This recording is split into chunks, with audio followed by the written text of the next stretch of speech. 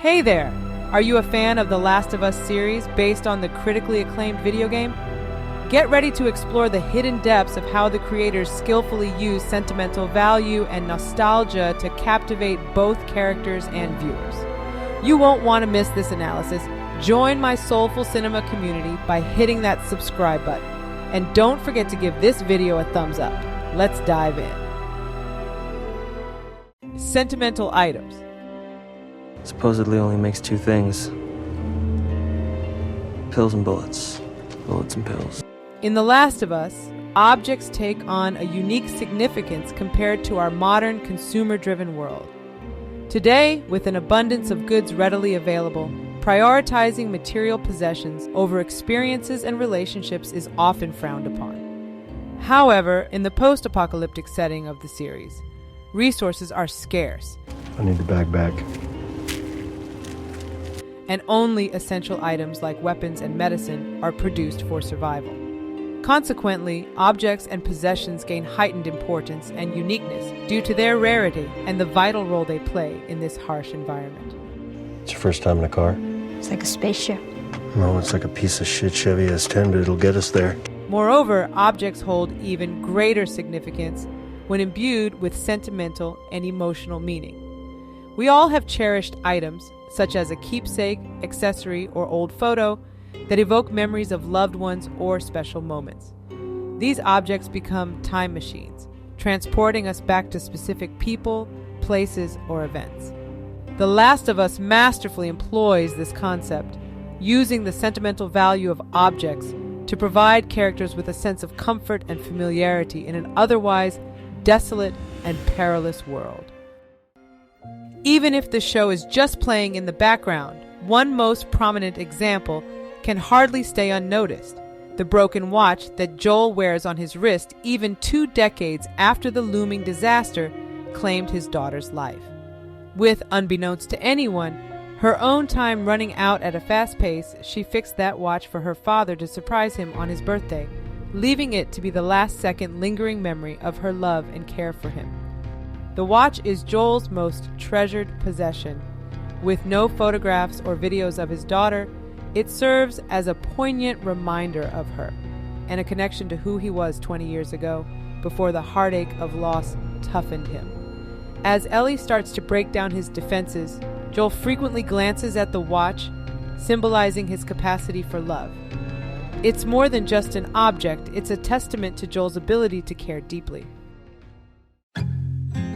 Other objects and moments in the series evoke powerful nostalgia for the characters as well. For instance, in episode 9, as Joel tries to lift Ellie's spirits, he finds the Chef Boyardee ravioli they shared back in episode 4. Beefaroni, Chef Boyardee. Oh, cool. This moment engulfs the viewer in a wave of sentimentality, eliciting a deep emotional response. We not only recall their previous encounter with the ravioli, but also recognize the profound transformation of their relationship and circumstances. What am I even eating? That is 20-year-old Chef Boyardee ravioli. That guy was good. I actually agree. In the beginning, Ellie was exuberant and lively while Joel appeared grumpy. Now, they went full circle by switching parts, with Joel showing a softer side and Ellie feeling downhearted. This subtle detail ignites a spectrum of emotions, making us feel nostalgic, empathize with Ellie's sadness, and smile at Joel's softened heart, which has finally embraced Ellie.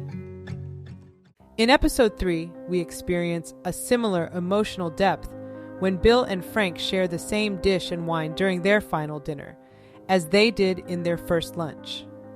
This scene conveys the passage of time and the significance of their initial bond, as they still remember that meal after 16 years. This detail heightens the poignant sadness of an already captivating moment, drawing the viewer in. An intriguing example involves Ellie's knife. Nice knife. Its true sentimental value remains hidden until the last episode, when we learn the knife is Ellie's sole memento from her mother. This revelation prompts us to recall previous scenes, like Ellie's outburst in episode 1 when Joel stepped on the knife. Suddenly, her reaction and desperation to retrieve the knife become clear, enriching our understanding of the character. Asshole. Similarly, the book, no pun intended, Volume 2, adds depth to Ellie's character. Volume 2 by Will Livingston. Volume 2. Look, you get it? 2? Like TOO? In episode 7, we discover it was a cherished connection between Ellie and Riley, her only close bond before meeting Joel. This realization transforms the scene in episode 4, when Ellie reads jokes from the book. It's not mere playfulness. Ellie is sharing a piece of her heart with Joel, revealing her vulnerability and the growing significance of their relationship. Jesus, I'm losing it. You're losing it big time. Continuing with yet another intriguing example, in episode 5, we witness Kathleen, the rebel leader, reminiscing in her childhood bedroom, recalling cherished memories of her late brother. This scene offers insight into Kathleen's character, humanizing her and revealing her motivations. Although we root for the main heroes, this moment transforms Kathleen from a heartless villain into a more complex figure, adding depth and conflict to the story, a hallmark of the entire series. Memories unlocked. Objects aren't the only things with sentimental value and nostalgic power for the characters and viewers. Events and inside jokes can have the same effect. Take episode 9, for instance, when Ellie repeats a phrase from their journey's start in episode 2. So, is it everything you hoped for? It's got its ups and downs. You can't deny that view. It may appear simple, but the show illustrates how the characters remember it. Intriguingly, this is the exact moment I mentioned earlier, when after Ellie first speaks the phrase, Joel glances at his watch, subtly emphasizing the moment's significance for him. Is it everything you hoped for? Jury's still out. But man, you can't deny that view. In episode 9, Ellie also brings up their other shared jokes. Tommy's sheep ranch, the moon. The scene where they first discuss astronauts highlights Joel's deep understanding of Ellie, as he immediately guesses her favorite astronaut. Ellie isn't surprised by this, since she already senses their connection. But you know who my favorite is? Sally Ride. Sally fucking Ride. Best astronaut name ever. These inside jokes and shared memories emphasize the strength of the characters' bond and the importance of these moments to them. Hey Joel, check it. Despite experiencing trauma and depression, they manage to make each other smile. 5-hour hike. We can manage that. In episode 9, they revisit a reference from episode 3 near the beginning of their journey. About a 5-hour hike. We can manage that. Remember? Yeah. After seeing this touching moment, it's clear how much these shared experiences mean to Ellie and Joel. Their ability to recall and cherish these memories is a testament to the deep bond they've formed throughout their journey. In conclusion, The Last of Us masterfully employs nostalgia and the sentimental value of objects, events, and inside jokes to deepen the audience's connection with the characters and their relationships. These seemingly simple techniques effectively elicit an emotional response from viewers, creating nostalgic memories, not only for the characters, but also for the audience. As a result, we become even more invested in their relationship.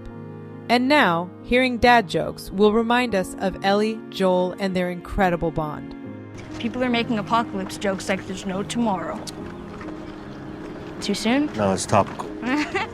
These techniques not only showcase the incredible storytelling prowess of the creators, but also reveal a fundamental aspect of human nature: our desire to hold on to memories and the emotions they evoke.